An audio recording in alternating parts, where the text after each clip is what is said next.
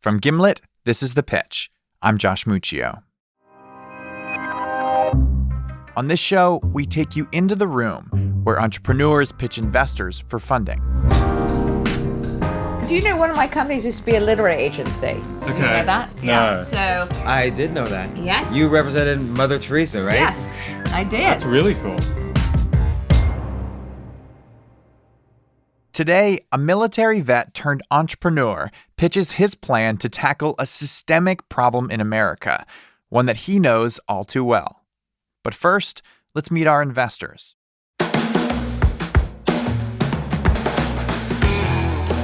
Phil Nadell is with Forefront Venture Partners. Look for him to get right down to the cold, hard numbers. So on the commercial side, do you have any signed orders, or is it just verbal commitments at this point? Jillian Manis is with Structure Capital. She tends to see the best in every entrepreneur and encourages them to see it too. Your passion shows through, your commitment shows through, your smile's fantastic. Daniel Galati is here with Comcast Ventures. He doesn't invest often, but when he does, it's because he sees an opportunity in the billions. It's probably a huge business if you get to, manufacturing scale. And finally, on today's episode, James Altucher, an angel investor playing with his own money. When he's looking to invest, he loves getting into the dirty details. There's a lot of moving parts, it feels like, to make this a huge success.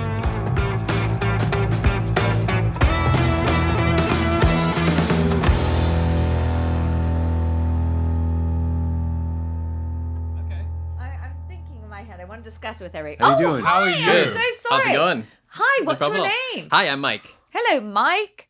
Standing before the investors is Mike Slagh. He's tall and clean-cut, and if he's nervous, he's not showing it. He wastes no time getting down to business. So I'm Mike with Shift. I was in the Navy for 7 years. I was on the bomb squad. I made deployments to Afghanistan and Central America. Does the bomb squad mean they see a potential bomb and you have They to go dismantle it. and... Dismantle it. That is the bomb squad, yes. Were you a Marine? Were you... I was in the Navy.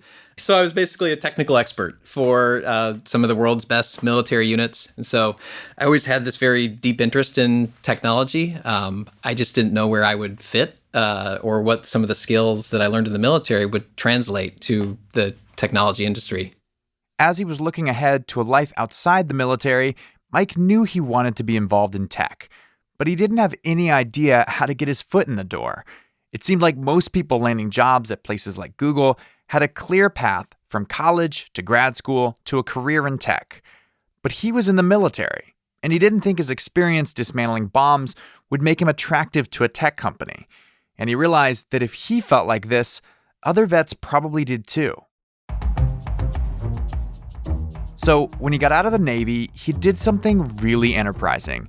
He arranged a field trip with a few other veterans to visit tech companies in Silicon Valley and basically ask, what do we need to do to land a job here? And I remember sitting across the table from one of the vice presidents at Coinbase, and he was telling me he had just gotten out of the Air Force a few years before that. Yes. As he was talking through how he had translated operations management and program management, some of these things that he did on a daily basis in the military, to something that could actually be of high impact and value at a growth stage company. And I was like, why didn't I know about this?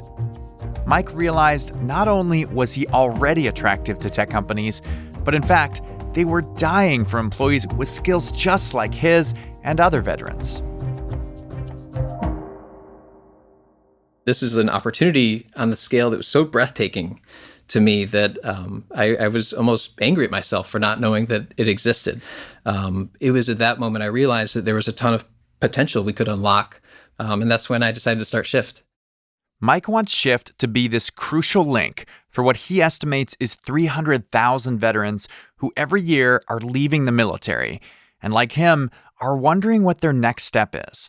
He's asking for $1.5 million so that he can build out a technology that would help land these veterans in positions at tech companies. It's an on-ramp so that to match their skills, correct, with job opportunities, or can you explain that more? So what we do today is we facilitate internships, largely at high-growth technology companies, So we work with recruiting teams, diversity and inclusion teams, people operations, to find relevant fits based on people's experiences in the military, and that's the core technology that we're building. These are paid internships? These are so. This is the interesting twist. Is these are active duty service members who are in their final couple months of military service, and they're actually able to jump into companies before they even ever transition out of the military. Yes. And so it's the on-ramp that didn't exist when I left the military, and it gives service members a very low-risk way to just try something out and try something new. Paid internship. So the military still pays their The salary. military's paying the Until startup they- company. Right. The startup company's not. That's correct. All right, so this technology that Mike wants to build, matching skilled workers with jobs, is not exactly groundbreaking. A lot of companies are designed to solve this problem, LinkedIn, for example. But there's something that Mike said that got our investors' attention, what he described as an interesting twist. Because these skilled workers are veterans, companies can take advantage of this little-known GI benefit. The military will pay the first 3 months of salary for veterans transitioning to civilian life. This has the potential to set Shift apart from the competition. But then, right when it feels like our investors are about to start digging into the business, Jillian throws everyone a curveball. Okay, first of all, I have to say something. First of all, thank you for your service. Absolutely. First and Thank you. foremost. Absolutely. Okay. Thank you. Second of all, you've hit a very big sweet spot with me. All right. What this country has done or not done for vets is so unacceptable. 30% of the people in shelters, the families, are vet families and vets themselves. The fact that these men and women come back from serving and don't have a roof over their head or a hot meal is so shameful for this country, and it hurts me on such a deep level. The vets in this country should be celebrated. And I think that companies want to do more of this. They want to reach out to vets, they want to employ vets, and they don't know how. The fact that you have built this, okay, to me is incredibly important. And if somehow we can get this in front of as many people as possible, then we should. And I'm going to put 100,000 of my money right now. You don't even have to go anywhere. Wow. Because what you're doing is something that we all need to be doing. And I see that you're about to cry. And because of that, I'm about to cry too. Yeah, Jillian just went in on a deal 5 minutes into the pitch. She's barely even heard how the business works. I wish you could have seen us freaking out in the control room when all this happened.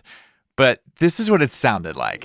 Holy shit. Because What? you're doing is something that we all need to be doing. Holy shit. And there are other people like, and there are What? other companies And we weren't the only ones shocked. Back in the pitch room, the other three investors are suddenly looking around at each other, their expressions a mix of confusion and excitement. The question hanging in the air is, did Jillian just throw $100K at Mike because he tugged at her heartstrings? Or is she seeing something here that we're not? Well, thank you so much. It would be a very deep honor to be a partner with you in this, and I'm very excited to be working on this together. I am absolutely thrilled about this. I'm thrilled. So So should we get right into revenue model, or? I'd love to learn more about the business.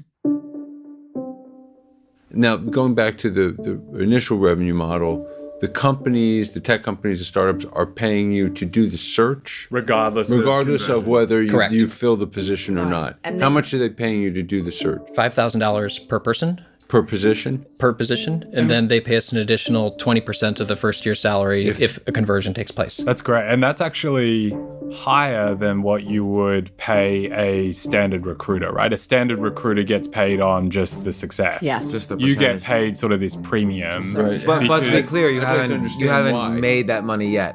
That's the deal you're offering. We have made the money for the initial Searches. search. So we've signed 15 positions at $5,000 a piece, but now it's our job to convert on those in the next 3 to 4 months. you're going in and you're sort of tapping this pool of candidature that they wouldn't otherwise have access to, or that's really hard to tap, right? Is that the value prop to the employers? That's exactly right. And also going deep into military backgrounds to give people credit for experiences beyond their job title alone. So if some of the most highly accomplished people in the military, maybe their title is Navy SEAL, but in that, by the current transition process, they map Navy SEAL to these few underlying skills. And you're these this skills translation layer for every single title in the Navy and Army, and translating that to what it means in sort of the civilian world. Is that right? Are you breaking down what their experience is and identifying that so that you can translate it for the companies and say to Uber, this guy who just says Navy SEAL on his resume, here's what he really did, here's what his experience is. Are you able to decipher that? That feels pretty proprietary. How do you get that information from the service member or from his resume? Mm-hmm. So because the military data set is so specific and so sparse, we're able to say, if you were in the service for this many years,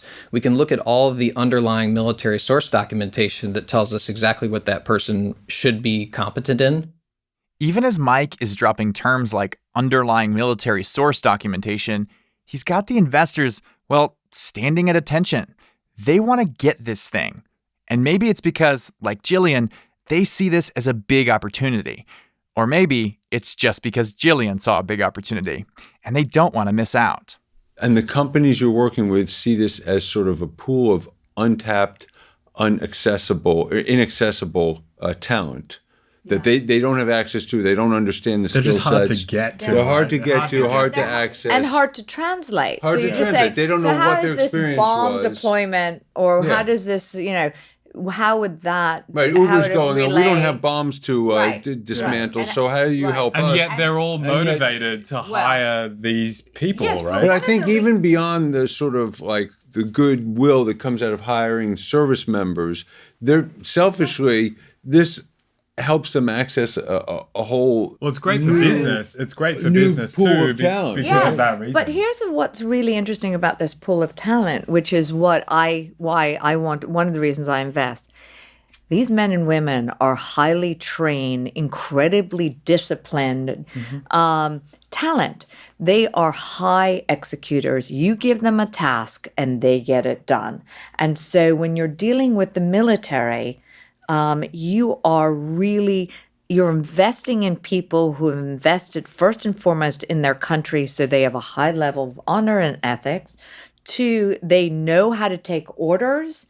They know how to execute on those orders. And they've got grit. They've got grit. Your favorite book. Your favorite book. They've got grit. I was just about to say that. And they have grit. And what is grit? Grit is purpose meets perseverance.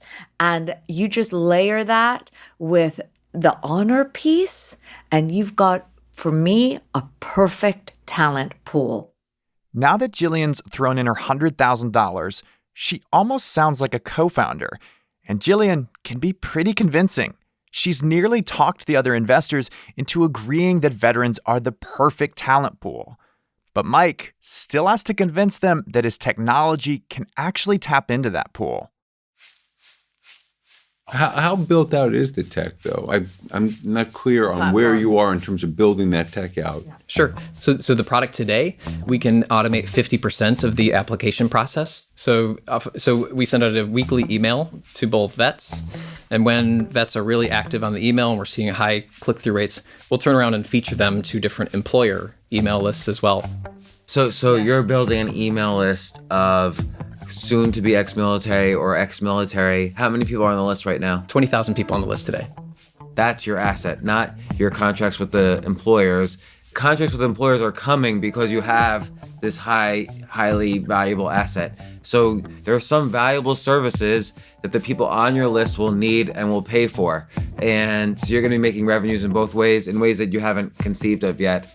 And you'll just be it'll be a huge company that way. So James, it sounds like you've done this, that you know. Yeah, I know this business very well. I know this extremely well. So I think you should come in with me and invest. All right, I will come in for 25 behind her 100. Only 25? How about 50? Let's see. We'll talk about it. Okay. So I like the idea of providing value here more than I like the idea of providing money Yes. here. Okay. Wow, James is in. It feels like this pitch is all about each investor finding their sweet spot. For Jillian, it didn't take much, just learning the business helped veterans. For James, it was realizing there was an email marketing play. But Daniel and Phil haven't yet been convinced.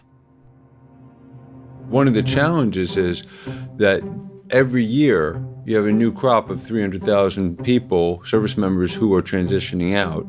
And the 300,000 from last year, many of them are already placed into a position or found a job or doing something. Which is why they need additional services, but he still has their email address. Right. You need to build, that's what I was going to say. replace them. You can't just rely on the services for that transition initial. period. Yeah. You need Initial. to have some ongoing, whether it be training or something that, the idea of accessing the GI Bill or what do you do after that? There has to be some continuum of services so that you can tap into the ongoing value of the email list beyond just that transition. And my guess is Phil, he knows that. Like, there's Yes. ongoing resources for PTSD. There's additional training. Yeah. There's how to manage your, your savings that you've saved while you were over in Afghanistan. There's a If you range do of it services. right, you can build a rich database about these folks and really market to them a whole range of services. See, I think you hit upon the data piece. Yeah, that's the think key thing. that's If very you build key. that data set out, it could be very, very valuable. Yeah. Obviously, the investors are into the potential of Shift, but they're so into it that it's starting to feel like they're running away with the pitch. James is talking about Mike like he's not even in the room. And I'm not sure this data-driven business that they're imagining is the one Mike even came to pitch. We're going to put James on this. This is, we're going to, I love It's a what great he's saying. business. It's a great model, and he's doing it the right way. So when you initially raised $1 million, you said, right? We have $1 million raised for this round What right did now, you raise and then before? then previously we raised 500,000 from Expa. Okay, and who else is in this round? Box Group here in New York, Gelt VC with Jake. Jake.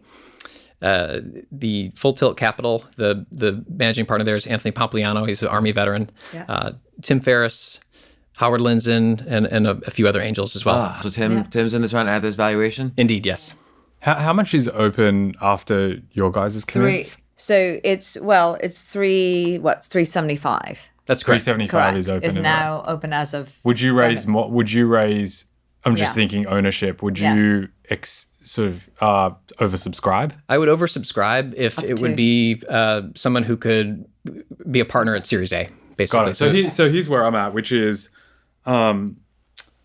I think I'm just looking at this purely as a business, first of all. Yeah. So just to abstract a level above to Jillian's Emotional investment. and right monologue.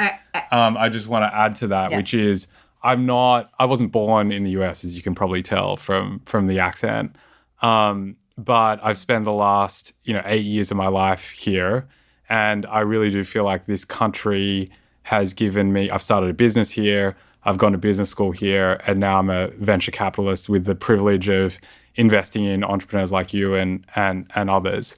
And I just would have never had that opportunity in my home country in Australia.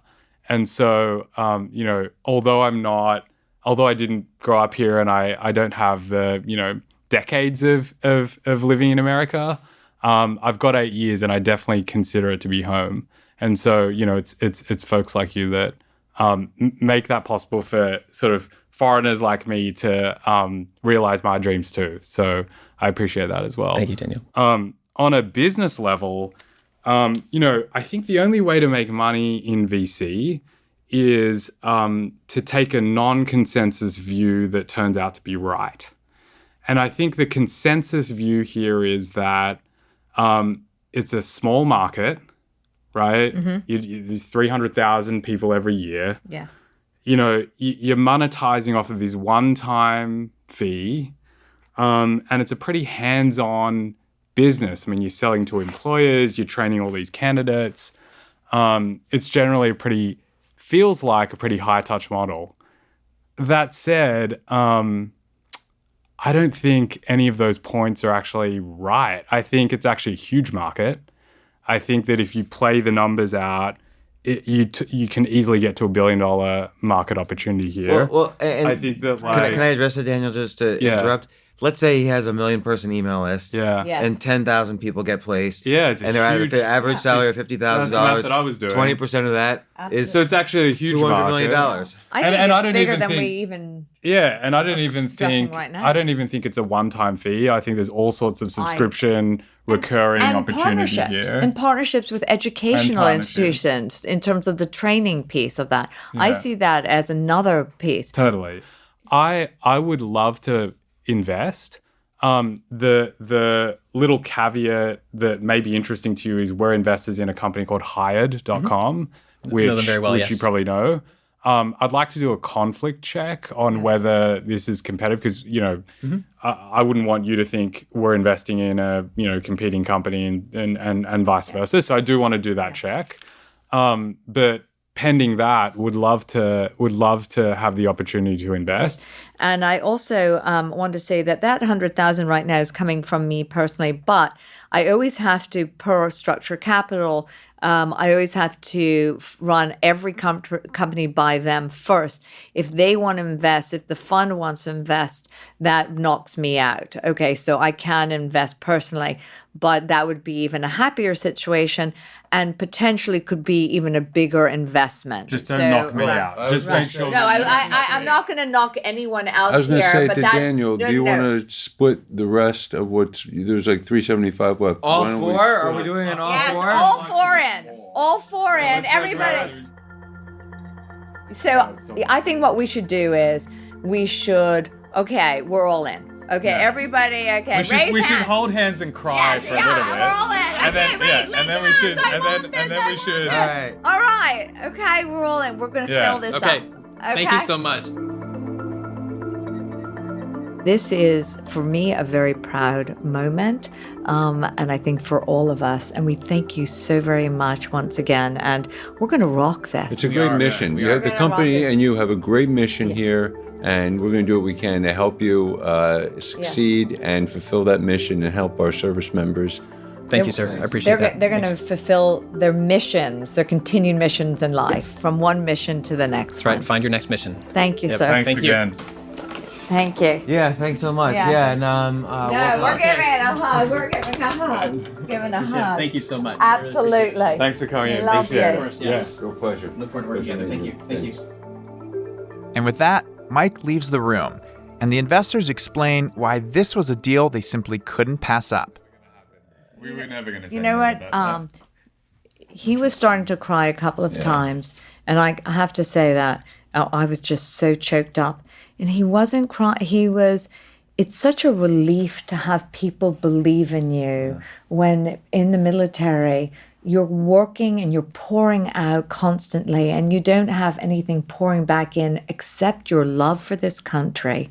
And I think that's a very difficult, dynamic for military. I actually know this personally. And so I can't be more proud of all of you.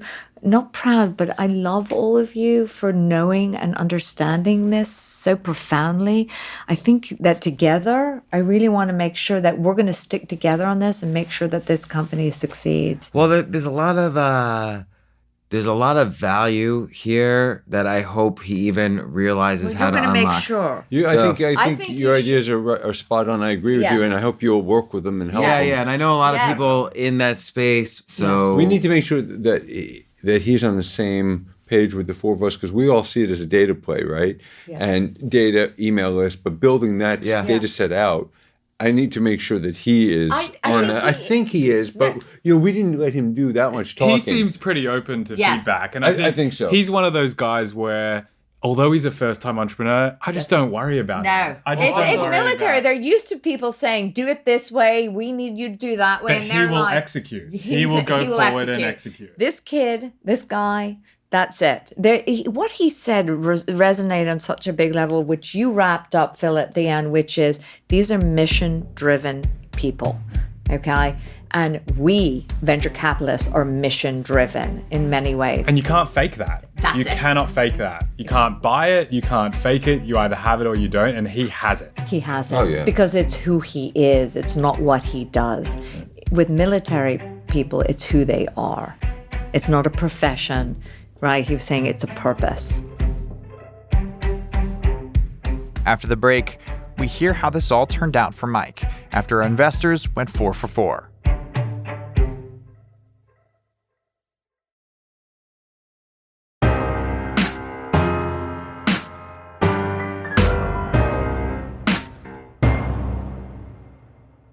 Welcome back.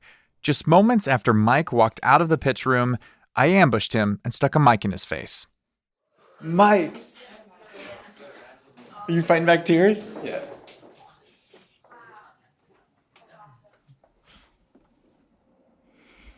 What are you feeling right now, man? Just so optimistic about the future. I feel that we really haven't accomplished almost anything at all yet. But to have that sort of support is just such a relief. With the support of the 4 people in there, that we can actually accomplish what we're setting out to solve. So it just feels awesome.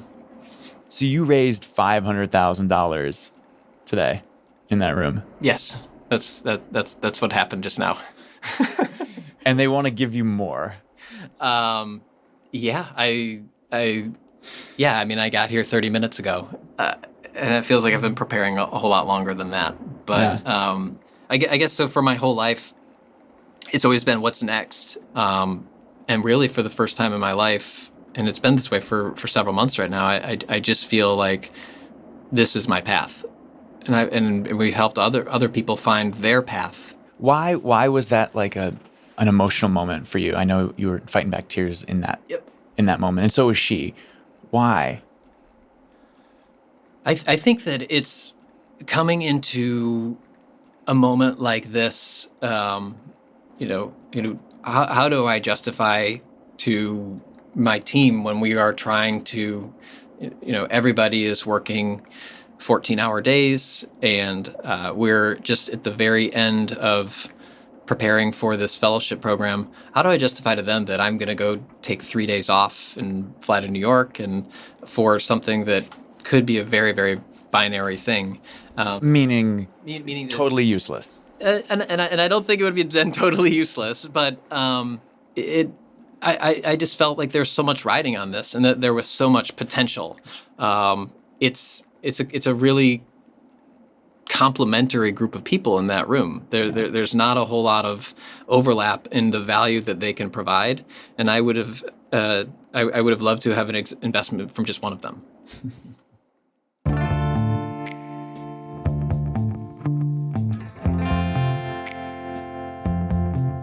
So fast forward a couple months. As you know, after the pitch starts the grueling due diligence process. Basically, the investors making sure they've dotted their I's and crossed their T's. And if you're Phil, you're dotting them and crossing them a few extra times just for good measure. The reality is that a lot of deals fall apart in this period. So I had to talk to Mike to find out what happened with Shift. The first thing he told me is, yes, sadly, his deal fell through with Daniel.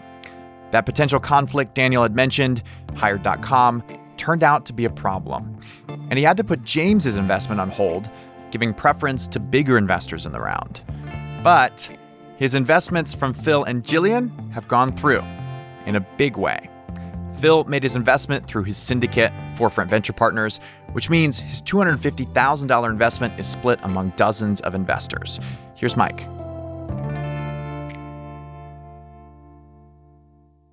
With Phil,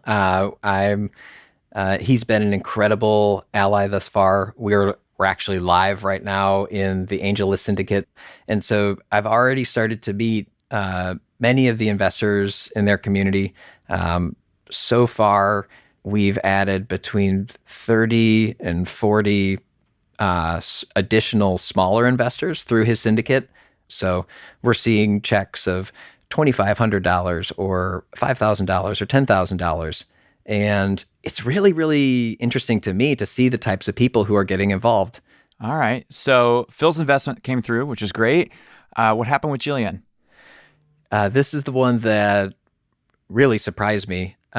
We ended up meeting with the other with the other general partners in Structure VC, and after going through a lot of the technology that we're working on, they started to get very, very excited about. So you finally got to talk about the technology. yeah, exactly. And they ended up coming in with a much bigger investment than they originally committed to on the show. Yeah, how much? So much so that they came up to $350,000. Oh, wow. So Jillian's original $100K, no matter what, turned into $350K from Structure. Yep. What's it been like since then to work with them after? So Phil's level of deep due diligence is as advertised. Many of the questions and follow-ups and requests for information that I provided to Phil really actually helped me think very, very deeply about the business. Right. I think Phil has fast-forwarded my thinking about how do we get to Series A? What are the metrics that we're focusing on? And how do we get a little bit better at accomplishing those metrics every single day? All right. So with Jillian, what's Jillian been like to work with? It's been really exciting to work with Jillian. She has a network like nobody else I've ever worked with. And she has started already making very impactful introductions. And some of the conversations that we're having now are, have me thinking, how fast can we actually scale this? How fast can we accomplish this? It's an incredibly exciting feeling. I'm really excited to be working with her because the types of conversations that she can put you in the room with are just at a different level. Before I let Mike go, I had a few lingering questions about his actual pitch. After you left the room, the investors had a conversation where they said, I am so excited about this, but we need to make sure that Mike is on board with all these things we talked about. They admitted, they said, we kind of took over the conversation and we didn't hear much from him. And so they sensed it too. And there was some question in their mind of like, is this guy really building what we think he's building? Or does he have other ideas that he just didn't say? Sure. Yeah, I think that for me in the moment, I was so happy that they were laying out a few of the visions that we have and a few of the really exciting pathways we can pursue. But certainly, yeah, I had quite a few conversations with the investors afterwards to make sure that we were on the same page and we were looking at the problem in the same way and we were going to go out and execute against that mission. When Mike says mission, it reminds me of how much that word came up both in the pitch and after. And I have to ask him one more thing. So the one thing that was like weird about it, that was almost seemed strange, and I'm curious what you think of it, was like, do you think you were tokenized a little bit? So I think that there's a lot of common stereotypes that surround military service, always shows up on time and has a good haircut and has great personal grooming standards and things like that. And I didn't even from think that of those. perspective, I certainly don't feel like that was the vibe in the room at all. I do sense it on some of so I have conversations with a lot of hiring professionals, a lot of diversity and inclusion. Yeah, because that's who you're selling to. Yeah. And that's who I'm learning from, the diversity and inclusion professionals. And I think that sometimes that people will fall back on some of those axioms or they'll fall back on some of those stereotypes because they haven't had enough opportunities to sit and have a one-on-one normal conversation with a military veteran.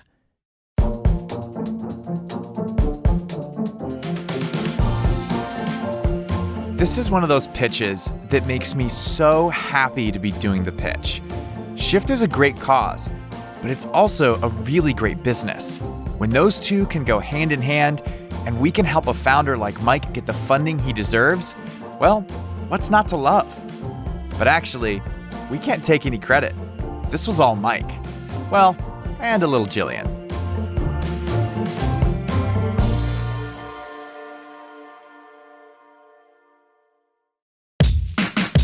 Our show is produced by me, Josh Muccio, Molly Donahue, and Kareem Maddox. We are edited by Devon Taylor. Our theme music is by Breakmaster Cylinder, with original music composed by the Muse Maker and Bobby Lord. Additional music credits can be found in the show description. We were mixed by Enoch Kim with help from Matt Boll. Thanks to Lisa Muccio for planning our recording events, and to Asthaa Chaturvedi for her reporting on this episode. And a special thanks to Jake Chapman for introducing us to Mike. All right, you've been listening to The Pitch from Gimlet Media. See you next week.